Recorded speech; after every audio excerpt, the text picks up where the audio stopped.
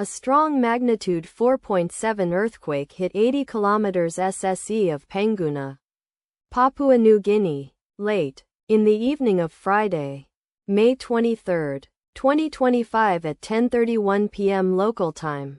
Pacific, Guadalcanal GMT +11. The quake had a moderate depth of 91 kilometers, 56 miles, and was reported felt by some people near the epicenter. First to report, volcano discovery after 8 minutes. The earthquake occurred 3 weeks after a magnitude 5.8 earthquake had hit on Friday, May 2, 2025, at 9:59 p.m. GMT +11 local time, in 49 kilometers, 31 miles, distance to the southeast. Data source from volcano discovery. Did you feel it? Let us pray. May God protect everyone. Amen.